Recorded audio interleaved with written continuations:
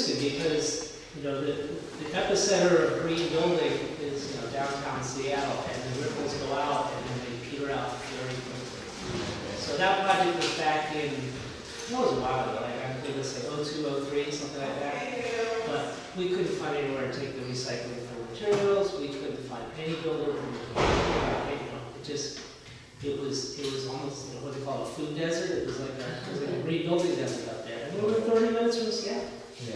You know, but architects can travel more easily because we're not going to jobs like every damn day for 8 months. Yeah. Builders, you know, half an hour and no bridges is about as far as they can go.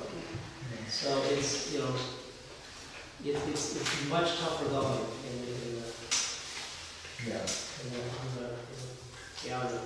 like site retrofit company, they just clean one, you know, they said, never know, forget it.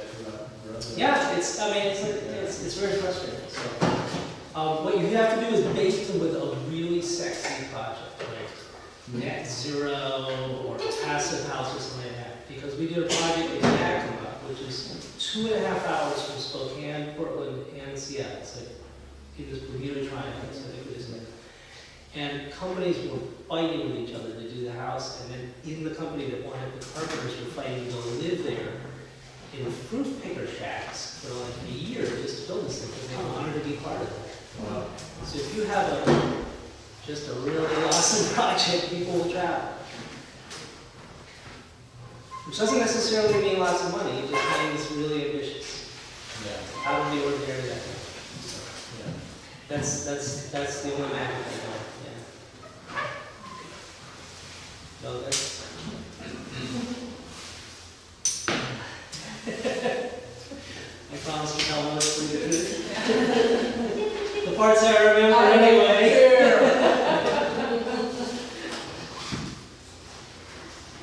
Alright, well I like to get started on time, and then people can dribble in as they need. But my name is George Ostrow. I'm an architect. My company is called VELOCIPEDE Architects.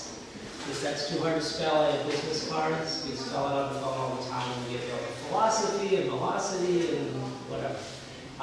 It's the word that bicycles were called before they were called bicycles, so I'm kind of a bicycle nut. So that's where it came from. I founded my practice, we actually turned 20 just this June, so 20 years ago, to focus on sustainable design.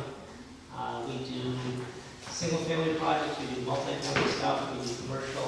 Our sort of soundbite client is PCC National Markets. I did them for 20-some years. We have a different architect and a whole different team. But one of the nice things about working for PCC is that their projects are big enough that I can research low-toxic caulk for their LEED Platinum certification. And it was only 2 days, and that was fine. And then the Robin with that information to all the impoverished homeowners who don't have 2 days to spend on me just looking at caulk. So that's a nice balance. So I'm here to talk about energy retrofitting older houses. I was invited for. If you're here for seismic, you missed it. And I have personal experience. My own house is 6 blocks away. It was built in 1910. We redid it. Well, let's see, it's been an ongoing project for 24 years and it isn't done yet. But in 2006, we did a sort of big energy redo. And so I'll be talking about some of that. Also, I've done, I don't know, 60, 70 talks in public. This is, I think, my first or second ever without pictures. Kind of frustrating, but I was told, don't do pictures here, they'll wash out on the screen. No pictures, sorry. Left use our imagination. I'll also talk about, there's a couple of case studies that occurred to me. One was in Montlake, there's a small bungalow, full basement below, 1910.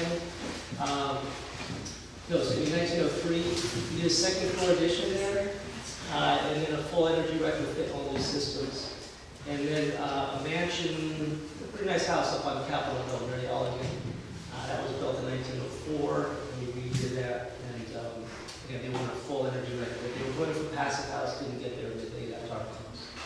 So those are sort of the 3 examples. And just, we've done lots of odds and ends and different projects, but those are the 3 areas we'll be talking about first. Briefly, that was about me. And show of hands, everybody homeowner? Almost everybody homeowner before World War II, your house was built? So that's That's kind of what this whole fair is about, right? Okay, good. That's what, this applies to any house, even ones built yesterday. But we'll focus on the nice old bungalows, World War II. And I've been in hundreds of those houses. So I probably know what each of your house looks like. There's only so many floor plans that they did. And the technologies were very simple. So first a little bit of technical stuff. We're all familiar with miles per gallon for cars. The Prius gets 44, that's good. The Hummer gets 2, that's bad. We all kind of know that, right? So an EUI, I don't know, it's 2, whatever. Maybe it's 2. For houses and buildings, there's something called EUI, energy use intensity. And it's expressed in kBTUs, so thousands of BTUs, that's a measurement of energy, per square foot per year. Kind of like miles per gallon, that's the same idea. Unfortunately, and so you can calculate your EUI for your house. I've done that. I like to collect data to make graphs and charts. And if you enjoy that, it's a lot of fun. Your power bill and your gas bill, if you have gas, will have the data you need, but it won't have the EUI in there, it won't have kBTUs on it. So the gas bill is expressed in therms. That's sort of a handy term for 100,000 BTUs or 100 kBTUs. So if you want to convert therms, trust me. This is the kind of stuff you want to leave up when they come in Monday. What were they talking about in there? So therm times 100 equals k BTUs. K as in 1,000, like right, 1,000 K run or 5K run. And then kilowatt hours, which is the electricity unit. Multiply that by 3.41, which I always remember is kind of like pi, but dyslexic. And you get kBTUs. And so then you add those up. Those are usually the 2 energy bills you get, right? They don't have anything else, oil or something. I don't know the conversion for it. So my own house last year, we had 487 therms of gas and 5,097 kilowatt hours for electricity. And so that equals 48,700, until I was a school teacher, I was standing right in front, and 17,381 for the electricity, totals to about 66,000. So that's how many kBTUs, that's the total energy. That's the number you want to attack. Energy efficiency, bring that number down. You use less.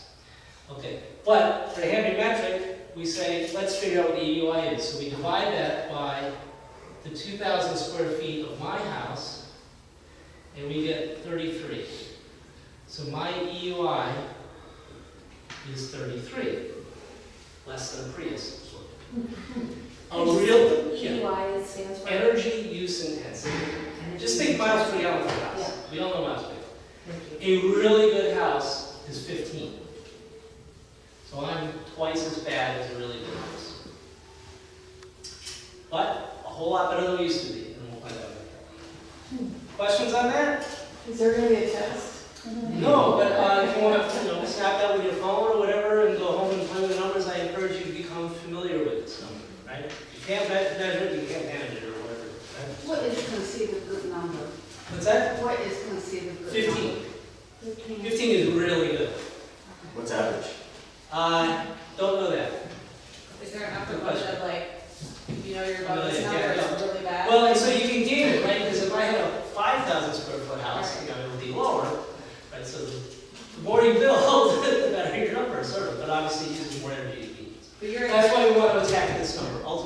This is also that's 2 people. Yeah. So my responsibility at home is 33,000 kBTUs, 33 million kBTUs. So yeah. And that's the number I feel sort of personally responsible for. Yeah.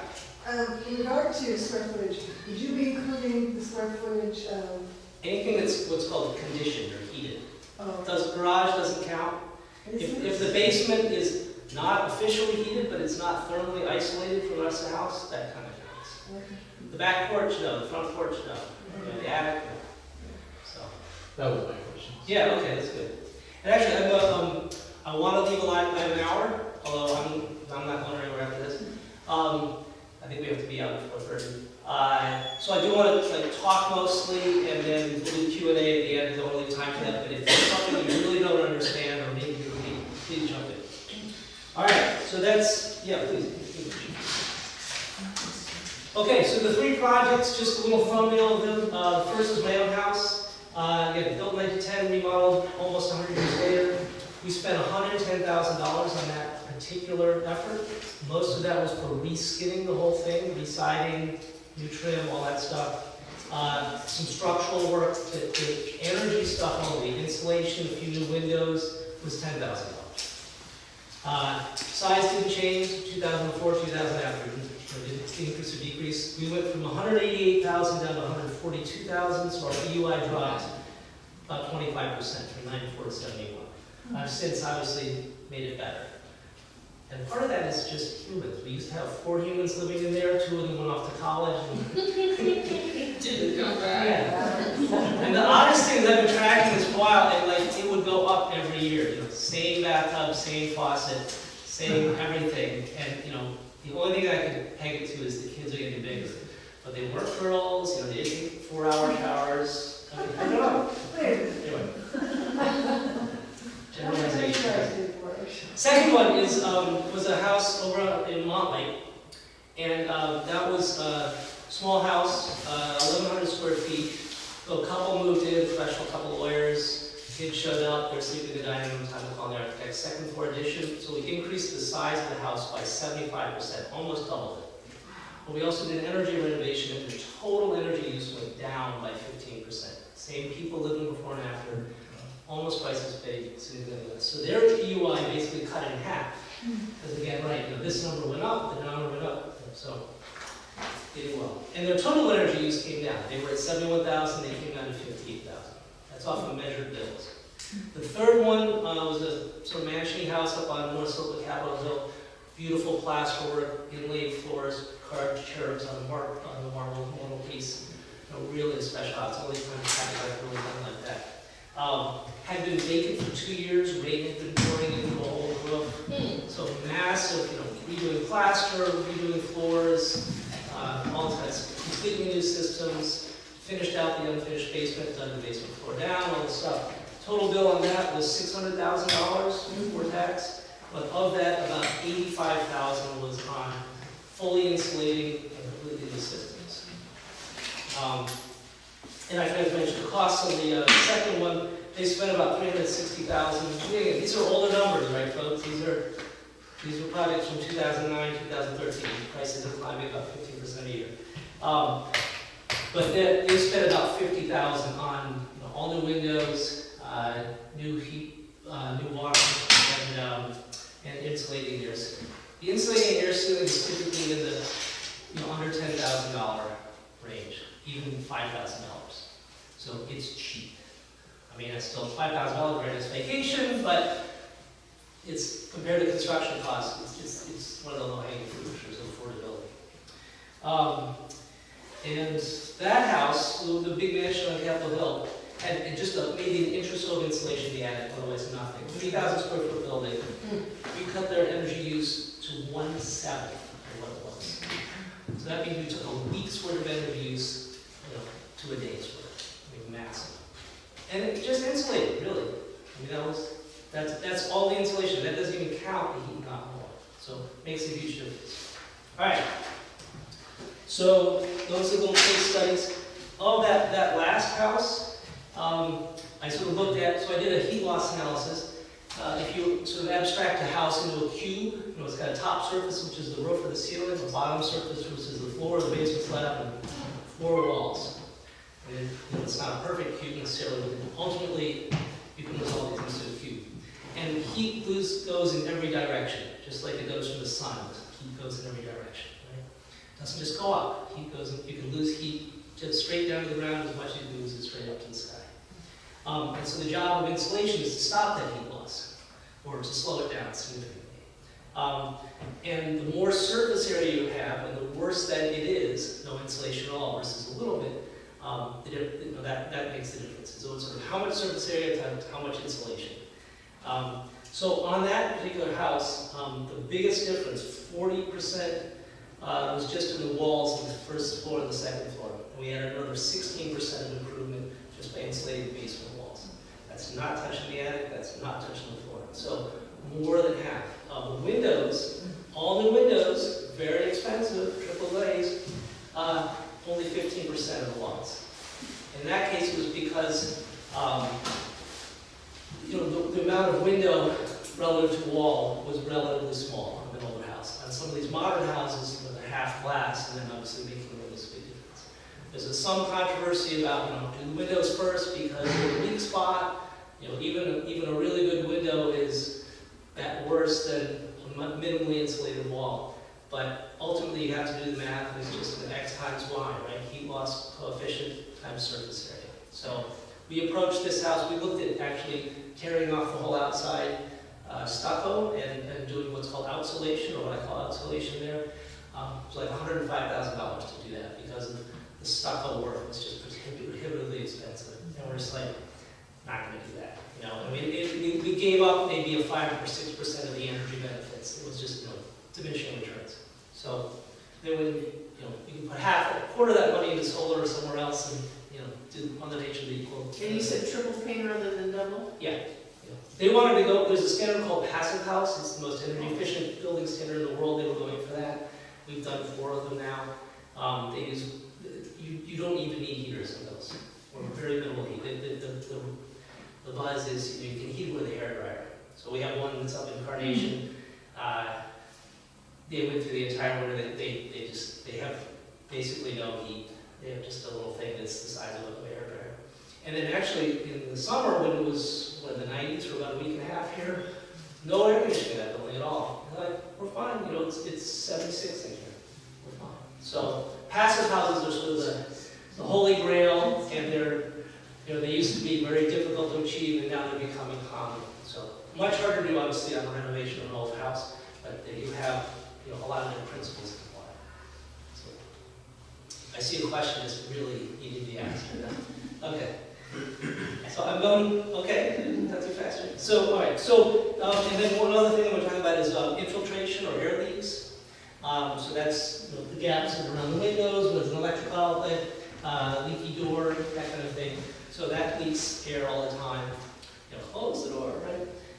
And in this particular house, that was only about an 8% gain to take it much, to make it much more airtight.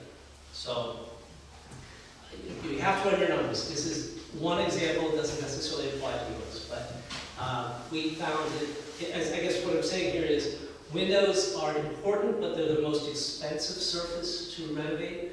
Insulation, starting in the attic, is the easiest. Walls the next. Underneath the slab is obviously the hardest. And then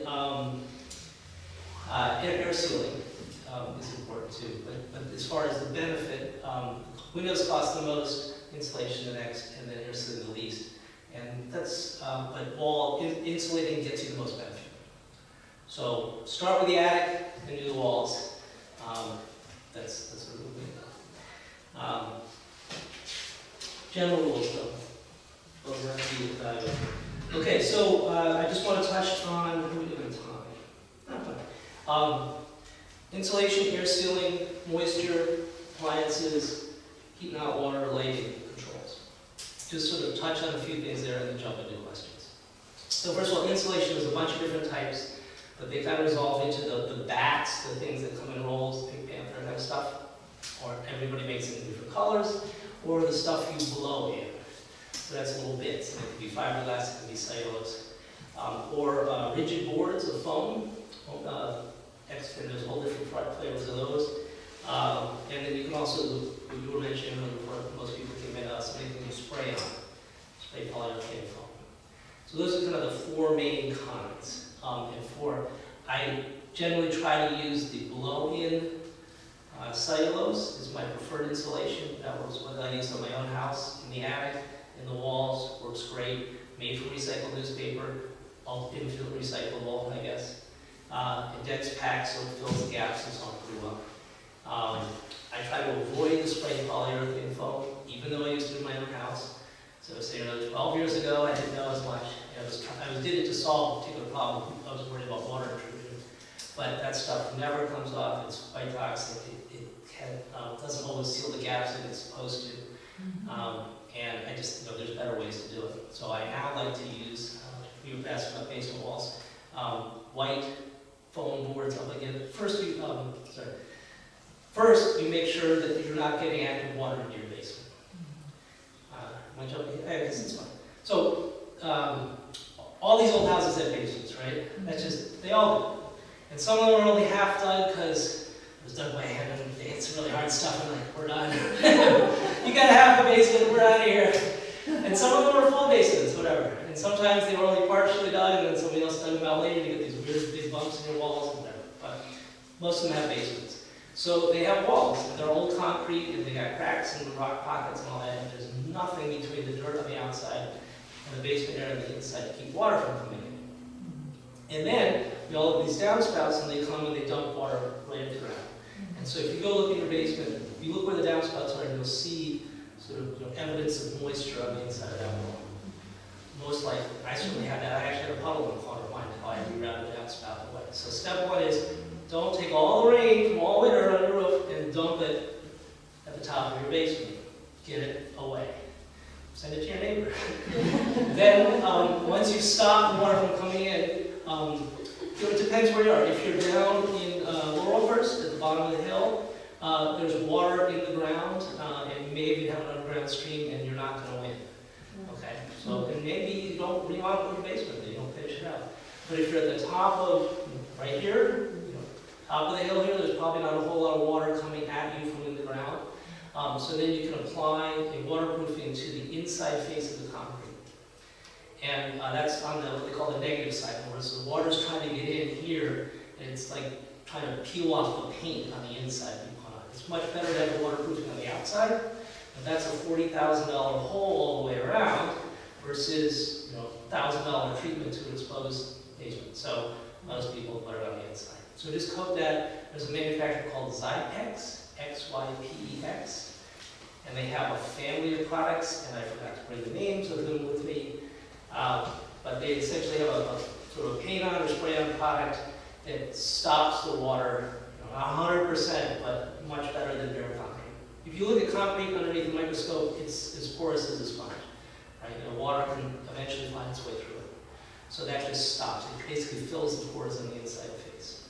Yeah? Why are we, why is it important to get the water out of the basement to retain heat? Good question. The first thing, well, water inside your house is always a bad thing. I mean, think about, what if there were a hole in the roof, right? You wouldn't want that. So water coming in is bad. In these old basements, it just comes into an empty, bare basement of concrete. The concrete doesn't really care if it's wet. It's not being harmed by that. It then evaporates into your inside of your house and just sort of gets carried away. Right? But if you're going to insulate or finish out your basement, and then you do that, and then you still have this water coming in, you'll have rock and mold factory inside the walls, and rotten studs and so on. So I'm sorry, that's why I'm going down this long digression about keeping the water out. So, and I guess we got talking about so the types of insulation, right? So spray foam, I wanted to stop the water coming in my basement the time I use spray polyurethane foam because it sticks to the concrete and it stops the water. But I since like to now use the Zypex product and a layer of 2 inches of white foam, always white, or dull red, or dull yellow. And then at that point you can just build what's called a furring wall, so 2x4 studs, bats or cellulose blown in and gypsum board. So just an inboard wall. Don't put the wood studs or the bats right up against the concrete. You want to have that foam for separation. And the code around here is R21, and that meets the code. It's a good system. You got little breaks, got room for the wiring choices. You lose 6 inches all the way around. You don't lose 6 inches no matter how you do it if you meet code. So that's a good way to do it. Yes? This Zypex, can you use that on the floor of your basement? Yeah, We had I a, haven't, but yes. we had a house before that the water actually seeped up Yeah. through. It won't do that. It won't stop that. Oh, I okay, mean, if you've got, a geyser under there, you've got to figure out what that is. yeah. And this is more, after you, like the downspout example, after you remove the active water penetration, it keeps sort of just the dampness that's in the earth from coming through. Because your concrete is always sort of slightly damp. It's, it rains here, right? The ground is wet. There's a lot of ground out there. There's a lot of moisture in that ground. So it's going to try to come into your dry house. And you just stop it there in the face. Okay, so that's types of insulation. Insulation is not air sealing. For all through the 70s, we used to take fiberglass, pink fiberglass, and sort of stick in the gaps around the windows. And as somebody said, all that does is filter the air coming through. It doesn't stop the air from leaking out. So in the last 10 years or so, 10 to 20 years, air sealing has really come to the fore. And you can use an apparatus called a blower door, which is just a big fan that's sort of usually put in the front door, and they pressurize the house, kind of like a bouncy house at a kid's carnival. And it tries to blow air out through the cracks, or else you depressurize it. And then you go around and you can, you lick your hand, or you have a thing called a smoke stick. Sometimes they even use the actual smoke, and you can see where the leaks are. And then you plug them up. And you use tape, not Scotch tape, but special tape for the purpose, or special caulk that doesn't ever harden. And you seal those up. And it's kind of an 80-20 rule. You find the worst big hole and you fill that, and you find the next worst, and after a while you're like, I'm done. I got most of it. But you can just, you just sort of asymptotically go until you get, and people want to hit certain standards. Code these days is 5.0 ACH 50.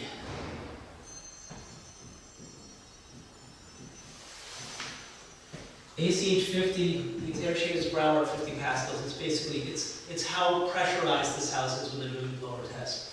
And then 5 is how many air changes effectively the house leaks.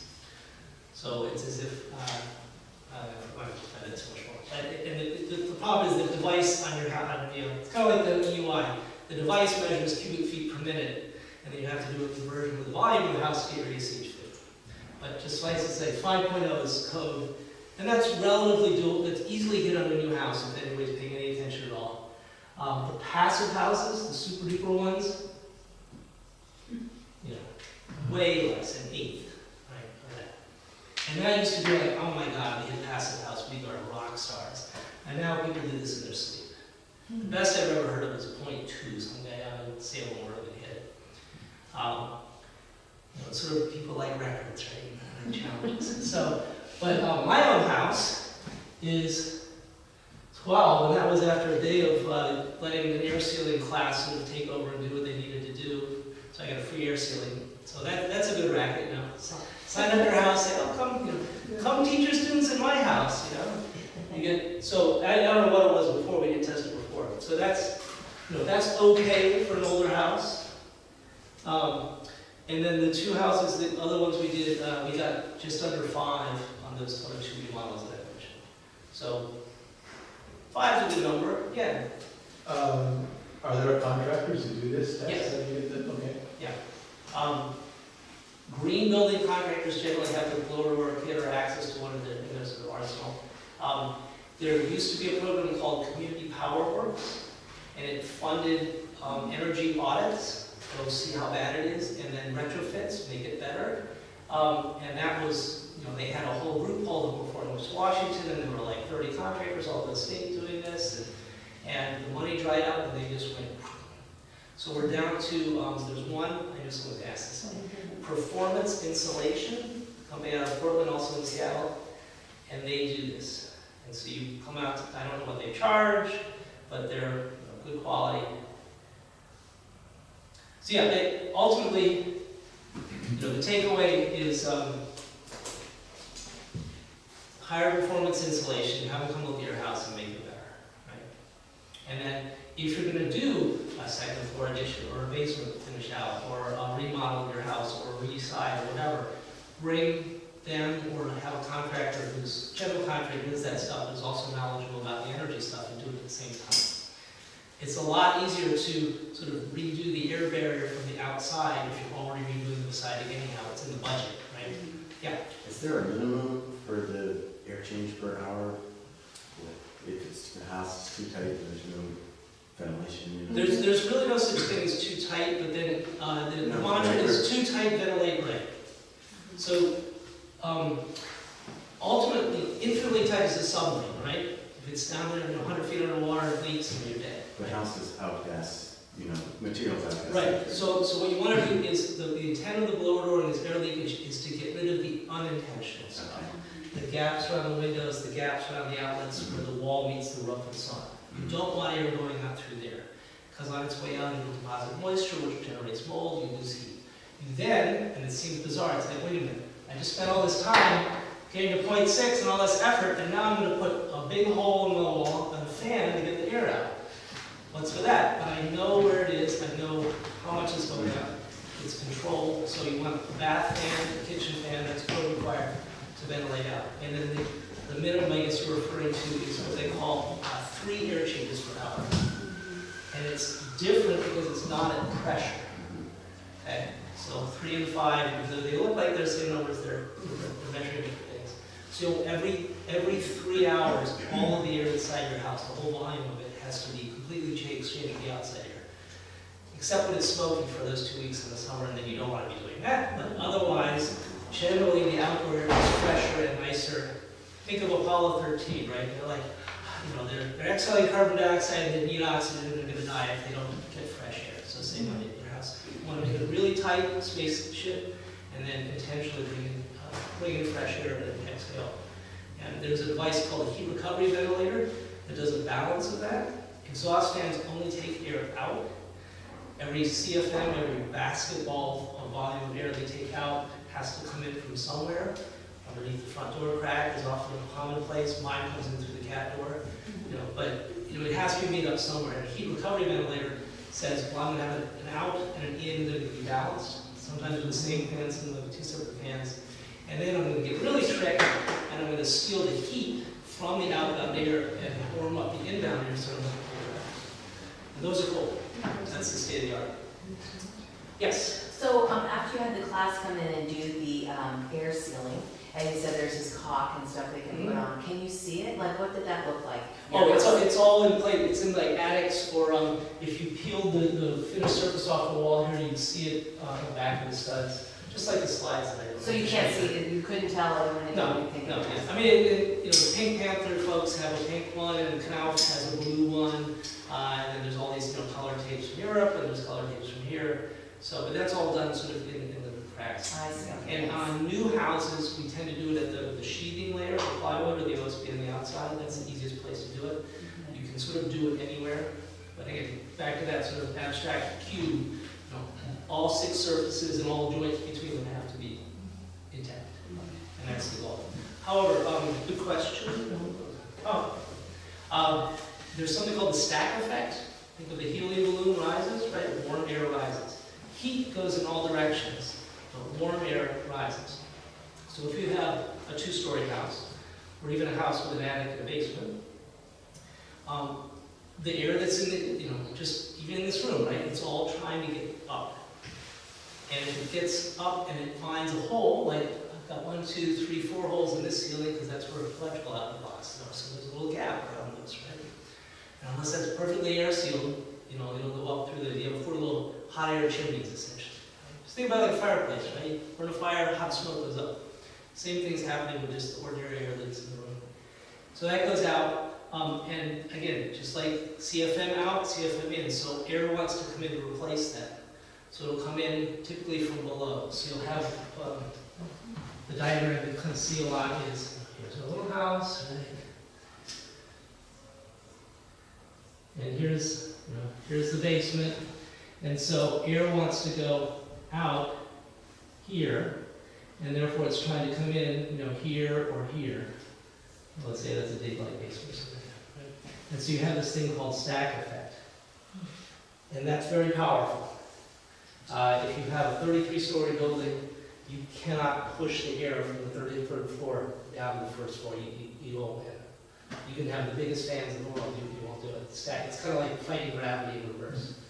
So that's happening all the time, and so you want to stop it. You can either cut it off, don't let it in down below, or don't let it out above. And in practice, it's a lot easier to just stop it at the ceiling line, or if you have a vaulted ceiling or roof line. Because they can get up in the attic and air seal, but you don't see it.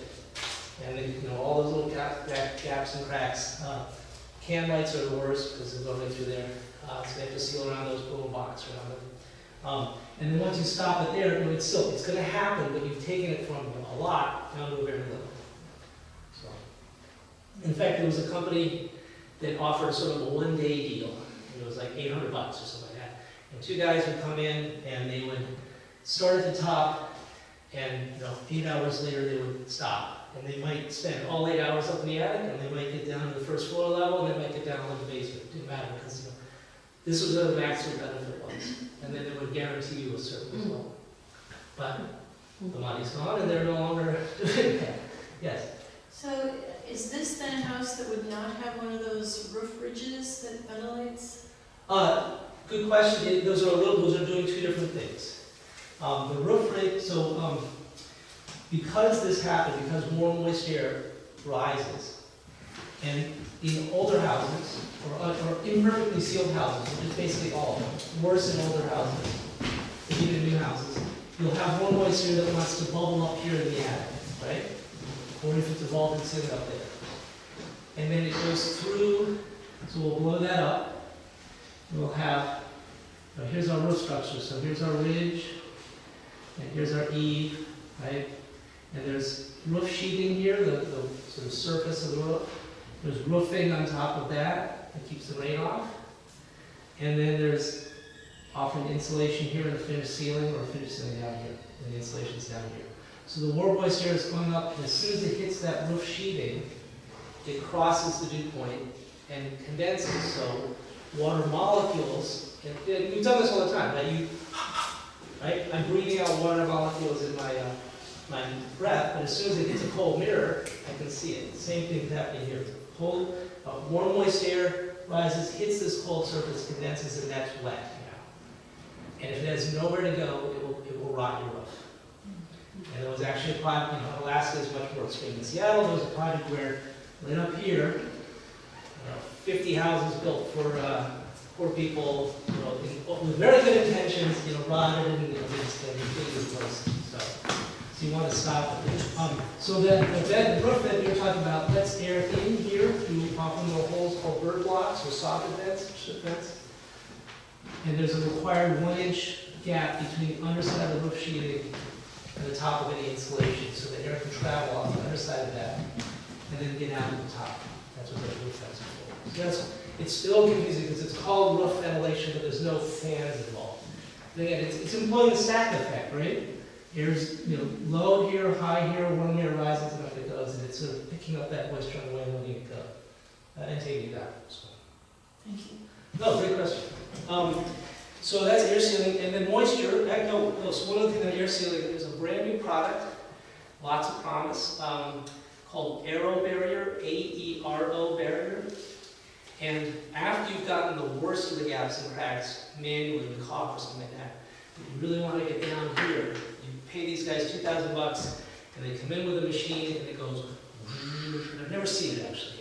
I don't know what that is, but it has these little powdered particles. So they depressurize the house, so they're making air go out, right? The force it, and these little bits of goo follow that air, and when they hit something, it's like arteriosclerosis. They just sort of stop and clog up the gap.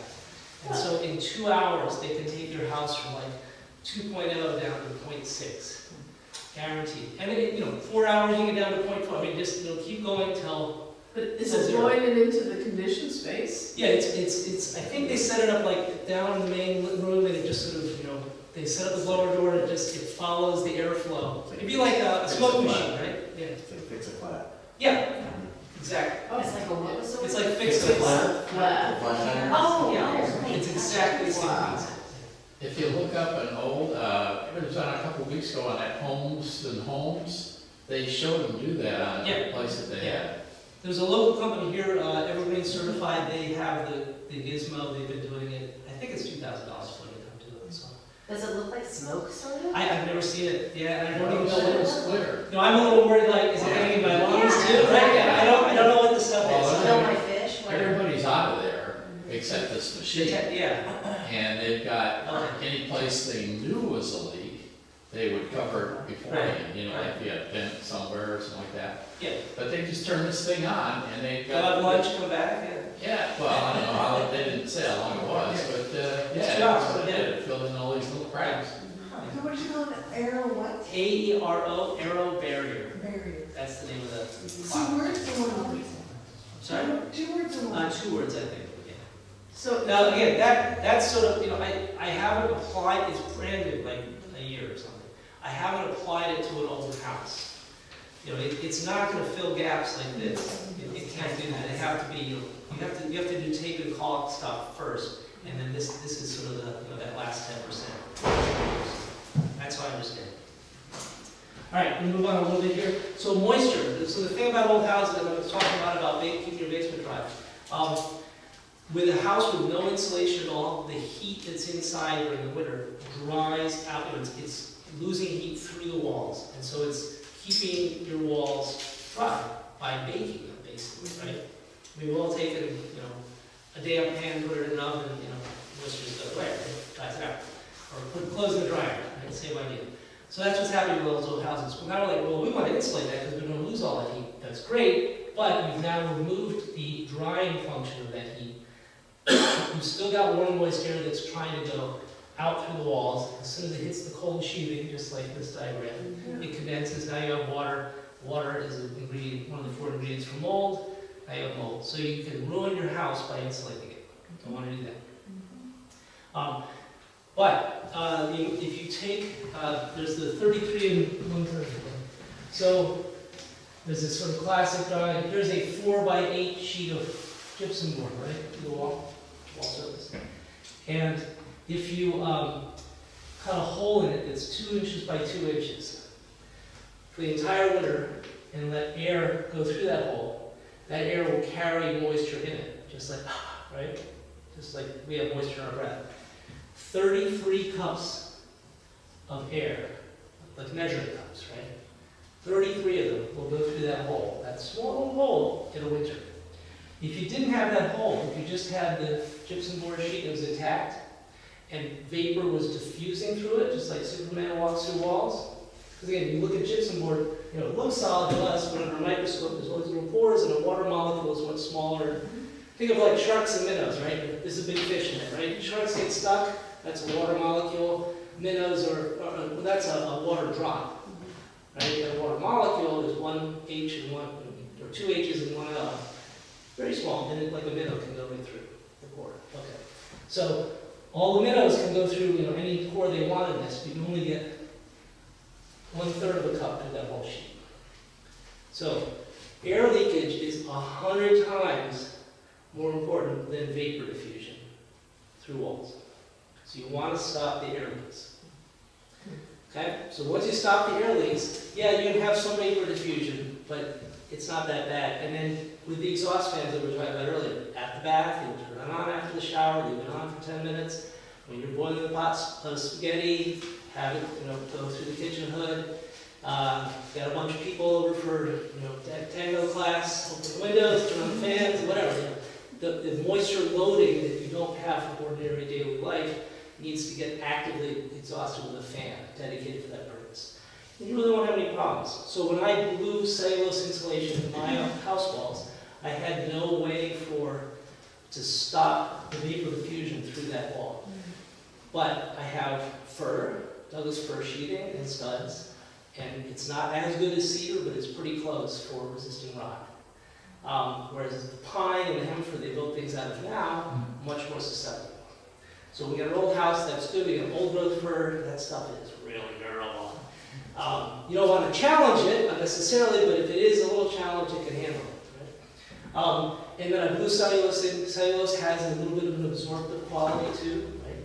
You don't want it soaking wet, but if it gets a little damp, it, you know, can kind of handle that and release it later when it has a chance to dry in the summer. So the risk factors are lower, and then I use exhaust fans, right?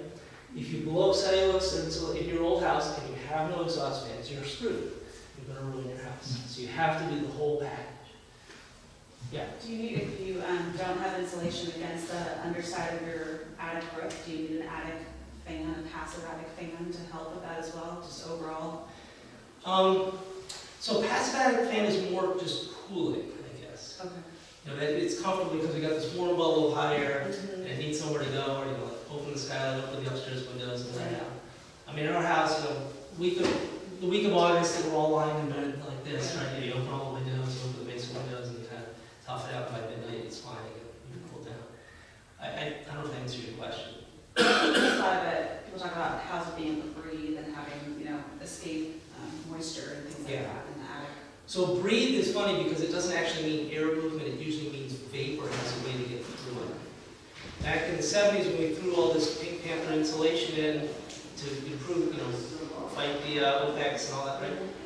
We put plastic, polyvisqueen, whatever they call it, right on the inside because we wanted to control that vapor before we knew any better.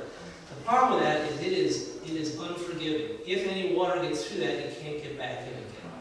And so there are now smart versions of those that actually open up when it's really, really damp and let the water, you know, come back out. And then when it's not so damp, they close down. And it's sort of a molecular. They give like a swelling, you know, a piece of cloth like swells in the trays. That's sort of generally how they work. Those are called smart vapor barriers. And so it's okay to put those, but I found, I generally, you know, my architectural drawings, don't put the poly in there. And most people kind of know that now. I had one building in official in Bath, I was like, it's in the code, which it is, up until 2015 version. It's like, goes in, it's like, come on, you all know it's bad. The 15 version says it's bad building sites, and in the code, I want it in there. So maybe do it. But you want to have, so breathing means letting the vapor that, you know, sun's going to get and let it dry to the inside and the outside. Okay. So that's moisture. So I guess in other words, anytime you talk to somebody about insulating your house, you have to have the moisture conversation as well. Otherwise, don't do it. Okay? If they don't understand, find somebody who does. Okay. We're on time. 15 minutes left. Touching on appliances and sort of get so we talked about the box, right? The envelope, as people call it. The envelope is where the inside and the outside meet. Somebody's gonna call it the envelope. I don't know. It should just be the boundary or something. So the box, the house. That's where you want to do most of your work. The windows, the insulation, the air sealing. But once you've taken care of that, then you can do appliances. And there's, you know, more energy efficient versions for pretty much everything. So for ventilation, just a simple fan. There's a line of fans from Panasonic, the Whisper series. Very quiet, very efficient, $200 each, very little wattage, you probably know they're wrong. Always use those, they're great. If you want to do fancier ventilation, there's this heat recovery ventilator that we talked about, and there's very expensive European versions, and there's less expensive American versions. European versions have a slightly higher efficiency, you know, they capture more of the heat, but the American ones are fine. And you want to be, it has to be sized to your house. You can't just, you know, if you have one big room, you can't just do it, you know, in and out in that room. If you want to sort of run snaking ducts all through your house, you can do that too. You know, that's sort of the Cadillac, but most people are thinking, you know, I breathe air every day, in fact, most hours of every day, and I kind of care that it's filtered and it's fresh, and I would like to spend some money on ventilation in my house, and maybe I won't spend money on granite countertops, as those the evil. What is it? It's like the radio says, a latte a day. How much you spend on a latte a day? And granite countertops, those are the evils. Give up those and you have all the good ventilation you want. Excuse me. So that's ventilation. Then heating. You know, oil furnaces, not great. Gas furnaces, okay. Gas furnaces have different efficiencies. The higher the number, the better. When they get to 90% plus, then they actually are capturing the heat from the exhaust gases, so much so that you don't need the big old utility chimney going through the middle of the house anymore. That's a very nice place to then run your ventilation ducts, because you now have a pre-built-in passage from the basement through the corner of your kitchen, right? It's all in the corner of our kitchens, right? Up through the kids' bedroom. I got a closet under mine, I got an extra cabinet in the kitchen under mine, I get rid of that thing. And also, you know, that's a hole. That's a thermal hole through your wall, through your building, right? You know, it goes from the ground through to the sky. It just sucks heat up. Was there something there? Oh, Appliances. Furnaces. Furnaces. furnaces, thank you, yes, okay. So condensing gas furnace, so we can do gas. However, we all live in Seattle. Seattle has the benefit of hydroelectric generated electricity, so about 90 to 95% of our electric is hydro, that is completely carbon free. There are other issues with it, I realize, but we're talking carbon today. Speaking of which, I'm wearing this button for a reason.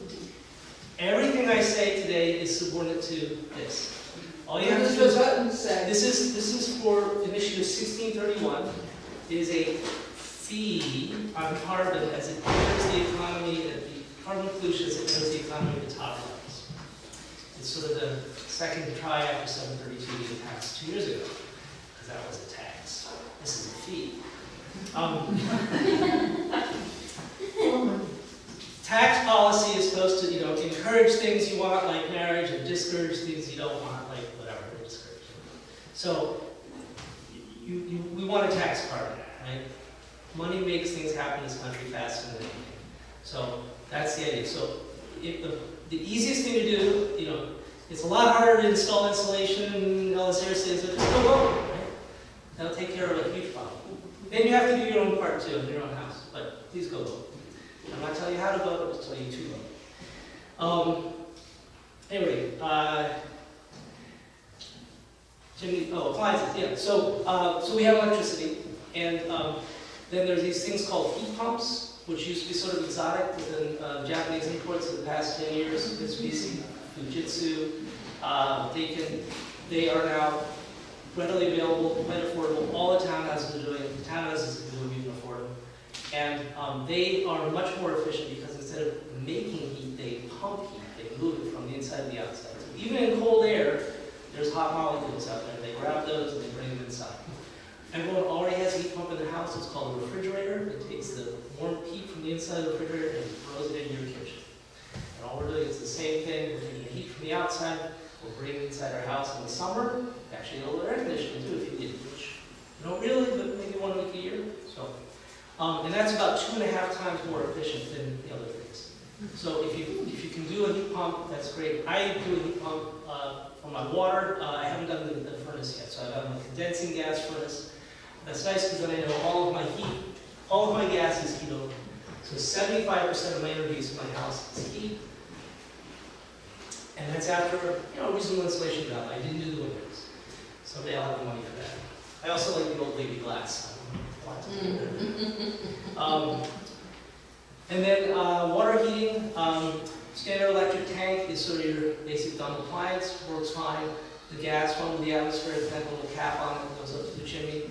It's okay too, but you can get condensing gas ones, and then you can get heat pump water heaters. And those are again, quite available now for about $2,000, $2,500. The problem is they take their heat from somewhere, so if you stick it in the basement, you're robbing Peter to pay Paul. You're taking heat from your space heating, your basement, and using it to heat your water.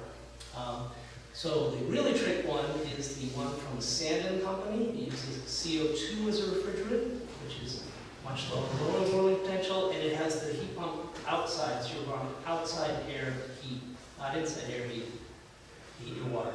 If you have a garage, can they have a garage? Nobody has a garage. You have a garage. Most of these houses don't have a garage. If they do, they're like, I don't know what the car is. Let them come out of the 20s. Maybe I'll make it 8 feet wide. Then the cars show up. It's like, they're not perfect. If you have a garage or some other place like that, you can stick your heat pump that's outside. That's great. But the inside ones, just be cautious that they're going to cool down the room they're in. Sometimes quite significant.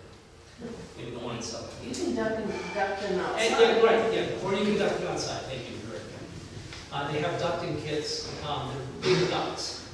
So, you know, it's not little tiny ducts, they're like 10 inches, and they have to be remote from each other, so that's right, you can connect, you can put the tank with its heat pump head on top in your basement and then duct it to outside. We're doing that right now, we're making it, but they're big ducts.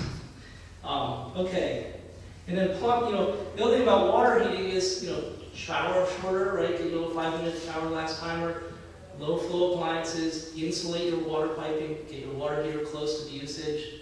When we first moved into our house, I never quite figured out, but I think that the water, hot water, up the basement, up to the second floor, down, back over to the first floor, over here, down to the basement, back up to our kitchen sink.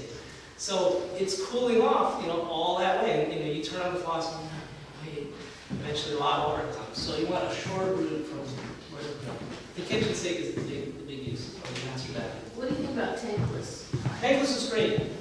And anecdotally, I've had homeowners in older houses put in a tankless compared to a tank water heater, both using gas, and use a quarter of the gas for water heating than they used to.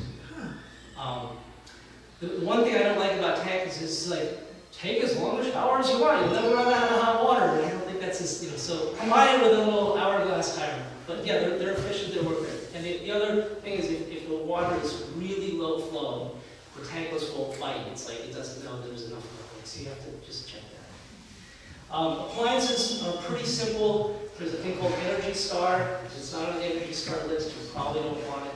There's lots of good options. I redid my whole kitchen about 3 years ago. I found a refrigerator that uses 250 kilowatt hours a year. That's a third of what my old refrigerator used to use. It works fine. It works great. The food's cold. You know, it's great. The technology is this. And it didn't cost me an arm and a leg. It's a nice stainless steel refrigerator. You know, everyone walks in, it's like, that's a $3,000 refrigerator. I said, no, actually, it's $1,200. And I got it as part of the sale at Albert Lee. I went 3 times a year, and so basically I kind of got part of it for free. So you can go to EnergyStar.gov, look up your particular appliance. They don't do everything. And you're out shopping, and you're looking for 17 different functions. Make sure you're also looking for the number, right? Not just how much is it, but how much energy is it used, how much water is it used. And last would be lighting. LED, very simple, right? Uses a seventh of, again, week to day, right? Of the light of the energy of the incandescent goes for the same light. I'm losing my voice, so it's probably time I stop talking and some questions. Yes. I think we may have answered this already, but say you have a pretty good budget for energy retrofit, say $10,000. Say you've got an old house, newspaper insulation, original wood windows with wavy glass, you've already got a high efficiency gas furnace. Where would you spend the money first? Where do you get the most? This is for like a friend, you mean? yeah, asking for a friend, yeah. I would do a little bit of math first and figure out what my existing insulation levels are and my surfaces, my walls, my ceiling, my windows, multiply that by their thermal resistance, their R values, and figure out what the total loss would be, and then say, what if I added 3 inches here, or 2 inches here, or whatever. In other words, there's no single answer. It depends on the math of your house, but the math is not that complicated. How do is there a worksheet or something online? Oh, I see, yeah, actually there is. So there's something called the Heating Equipment Size and Form. So you go to seattle.gov / I think it's still under DPD, or SDCI, which is the Building Permit Office. Let's see, actually there's an easier one. Washington State University, wazoo.energy.gov, I think is how it goes. Okay. So you're looking for a heating equipment size and form, which is not really what you're doing, but it has a calculation. It says, okay, give me the area of your walls, and then tell me how much insulation is in that, and it'll multiply the insulation value expressed in U value, which is the inverse of N times the area, and that gives you your UA, how much energy is going out, how much heat losses through the walls. Now you have to have a tape measure, right? So a window's pretty easy, it's like, that's about 8 feet by 12 feet here. so 8 times 12, 96 square feet of window, right?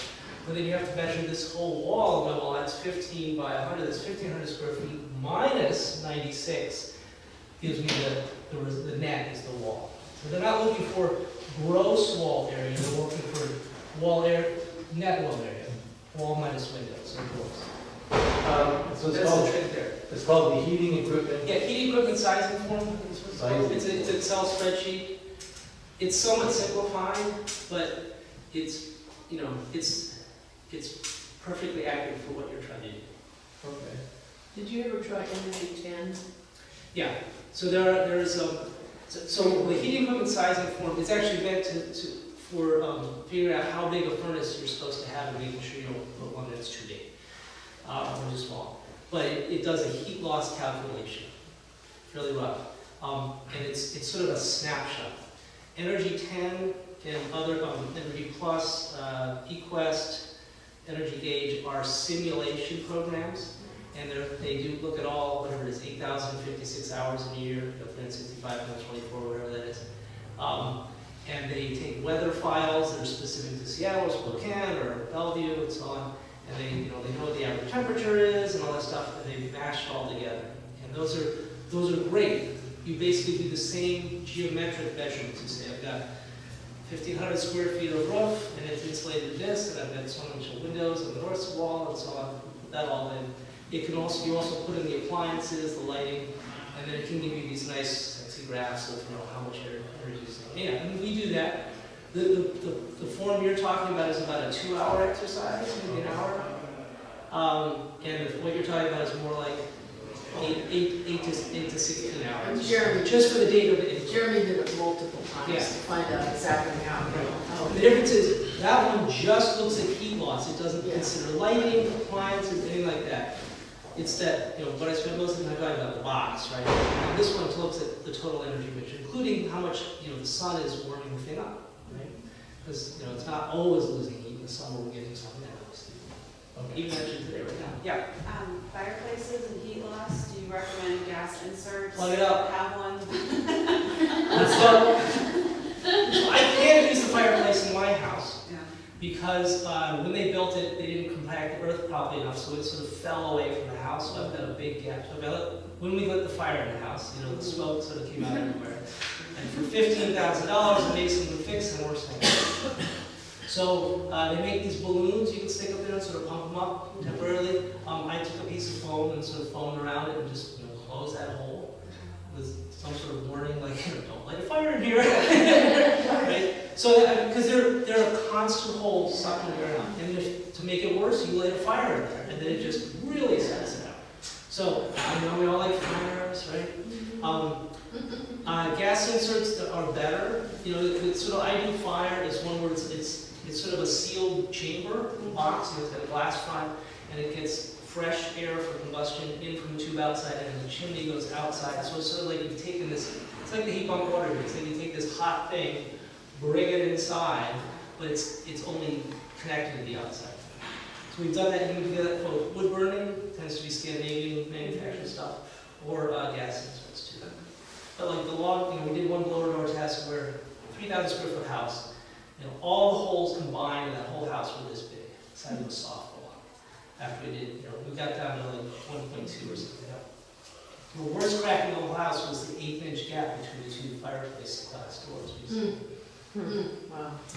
So, I've been accused of advocating for no fun houses, no skylights, But it's like, if you want to fight energy, the fireplace is bad. It's an old technology, right? Obviously, all of our beautiful bungalow houses center under nice fireplaces and they're surrounded. But you can look at it. Mine is filled with these beautiful pine cones I collected hiking. They look great, but we don't burn fire in it, and it's plugged up.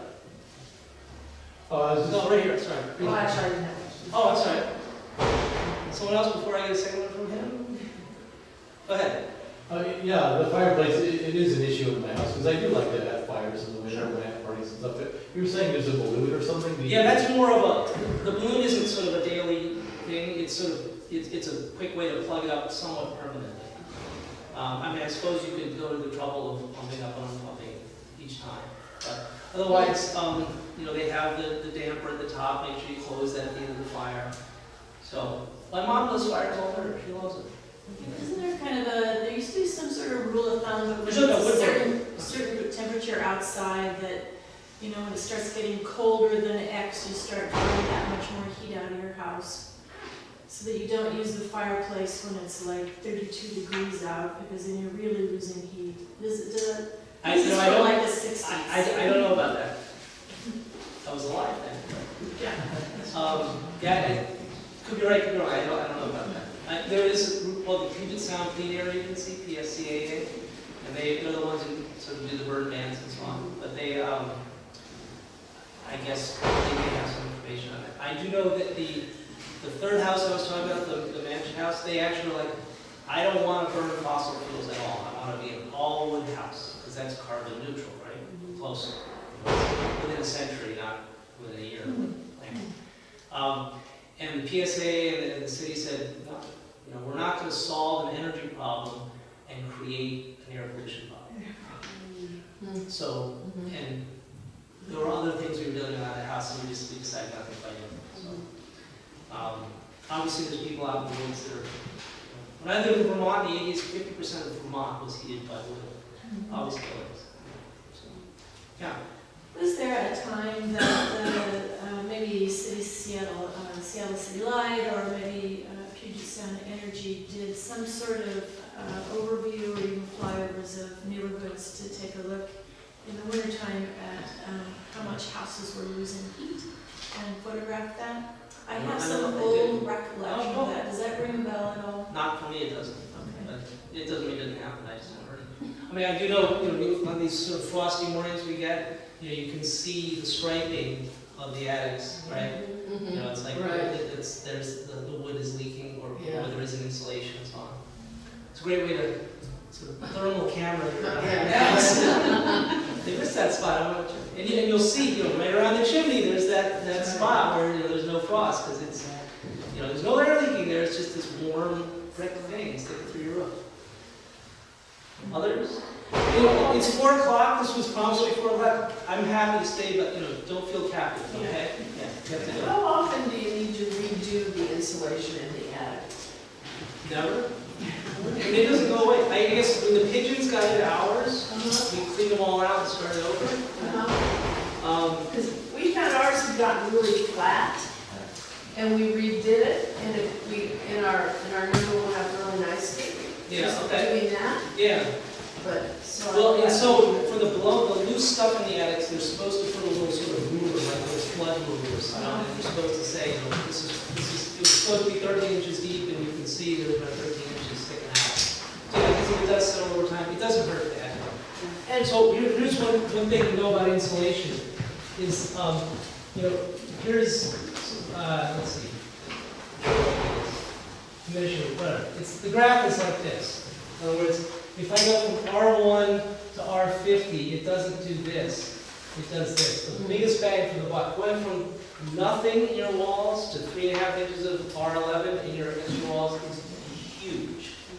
And then going from R11 to R21, yeah, it's better, but it's not so. Going from R40 to R50 is about this. And the great thing about that is the stadium cushion seat or the camping mat, right? You're sitting on a cold concrete stadium, it's like, just give me a ½ inch or something. It's so much better, right? You can have another 4 inches, yeah, it's okay, but it's that first ½ inch that makes a huge difference.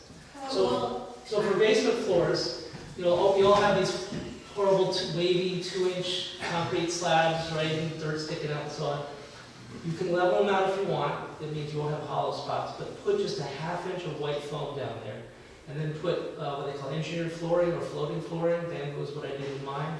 So you have a nice finished surface. You've lost 1 inch of headroom. So you're down to 6'2" instead of 6'3". Still walking around like this.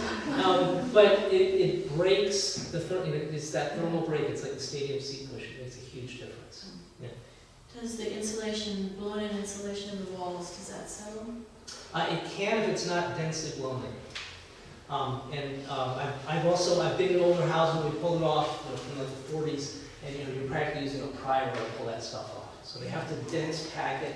I think the spec is 3.8 pounds per cubic foot or higher. The best way to do that is if they can actually see it. So if they do it from the inside, they'll have some netting. Or actually, on our house, they do it from the outside, we reskin the outside. And you can sort of see it, and they can visually see it fill up, and you can feel it. It's density. If they just kind of blow it in, it's kind of fluffy, not so good. And so the fiberglass insulation, they also need to blow in product. It tends to be blown in less dense, and it does settle, and you get about a 2-inch gap up there. And that's no good, you need to fix it. There's, one way to check is visually you see it, but also you've got a thermal canvas now that can see where we can't see. And so you let your insulation contractor know that we're going to have a thermal camera guy come through when you're done and make sure there's no gaps. Keep you honest. We And did now- ours now when we it's replaced the windows. You know, we were taking the windows out, so Yeah. everything was open, so that's when we blew it inside the walls. Yeah. So it can settle if it's not properly densely packed. Now, the contrary thing is these bats, right, you know, the Pink Panther bats you put in. The problem with those is any obstacle tends to create a gap there. So, you know, on their helpful YouTube video, it's, you know, in their lab coats, it's all nice and flat and square and so on, but in real life, they just don't get installed that well. And there's hundreds of pictures of bad insulation installs. There's actually grades. There's grade 3, 2, and 1. One is really good, and it's not as good as blended. So I always advocate blended. Others? If I could just give one more pitch for 1631, one of the goals is to create programs for homeowners, because we did have this fabulous program that George was referring to before, when people were helped to insulate their homes and do the blower door test and all that. And part of what 1631, it's a fee, not a tax, so the money won't go into the general fund. It'll go specifically for programs that will deal with all kinds of energy shortages, and it could be, you know, and they haven't devised them yet, so this is still in the planning stage, but we can include things like helping homeowners to do the kinds of insulation projects. I mean, when Community Power Works, CPW, had its funding, there were 30 companies out there doing as many of these houses as they could, and Baybridge got a grant, and you know, they significantly improved the energy efficiency of a lot of houses, and the money dried up and stopped. Yeah. You know, that happens over, you know, they did it in the 70s, they did it in the 90s, you know, it happens badly, but hopefully 1631 will fund more of that. Definitely. And the city had already targeted low-income Yeah. families, so a lot of those houses have been done. But this program was for middle income, and we did hundreds of houses. Yeah. You know, Mother Nature really doesn't care what income we have, the kilowatt hour saved is a kilowatt hour saved. But I just my own sort of stump speech, we all have responsibility. People think, oh, hey, let's put PV on a roof or whatever, that's a generation thing. It's more important to reduce your usage. Reduce, reuse, recycle, right? Reduce. Use less. That doesn't mean you're freezing in the dark. It just means you're just being more efficient. Well, thank you very Thanks, much.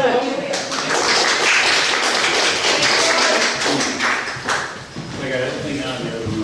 Thank you, George.